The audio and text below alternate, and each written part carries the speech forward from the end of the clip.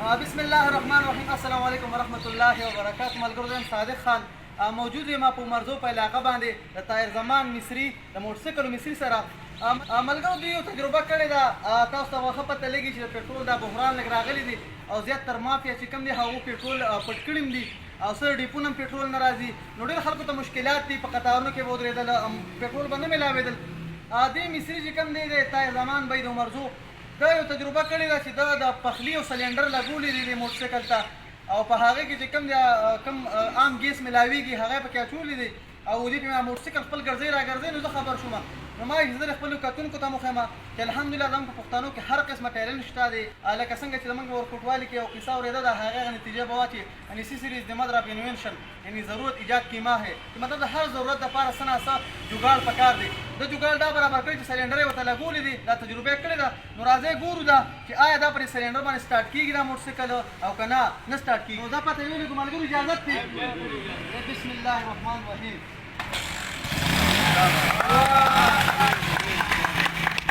یو شعر مې رایاد شو، وی ذرا نم ہو تو یو مٹی بڑی زرخیز ہے ساقی. ځکه چې دې پښتنو ته لږ شان سپورټ میلو شي او لږه چې کوم دي ته د زموږ د طرف نه د پښتنو طرف نه د حکومت د طرف نه لږه شانتې موقع میلو شي دې هر څه کولی شي. ځکه پښتون قوم د چا نه هم لاندې نه دی، هغه ټول د پاسه دی. نو راځئ دا موټرسایکل چکو چکرنټ و کښېنه راپسې حنیف سنجي به باندې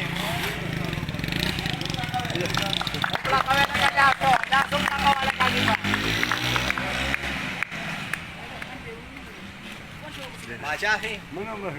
Ada kami yang pakai rawali. Dia kuat. Dah kan.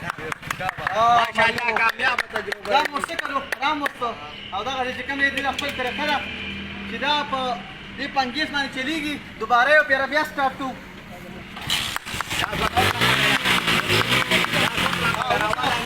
هلکه دوی ملګرو مطابق دا پیپ دی بس یا څنګه بندېږي، دا پیپ راواړوه بس.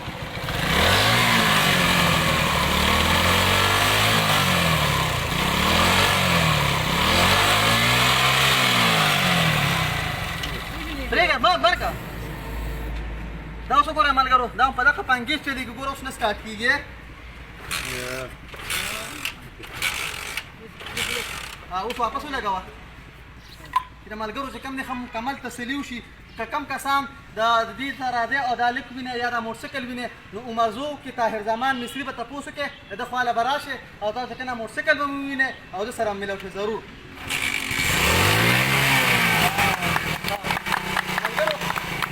به دا موټرسایکل اوس بند کړو او بیا به چې انشاءالله د طاهر زمان بای سره دې باره کې خبرې کوو. ملګرو دا چې کوم دی تاسو وکتل چې پښتون چې کوم دی په ټیلنټ کې د چا نه هم وروسته نه دی، هغه په هر څه باندې مخکې دی، صرف د سپورټ ضرورت دی. د پېټرولو دا مسله راله او دغه هم شکر دی داسې ظلمو حل کړه. نو ډېره مننه ملګرو، خوشحاله اوسئ، آباد اوسئ، موږ سره په خپل دوکان کې ډېر یاد ساتئ. الله په امان.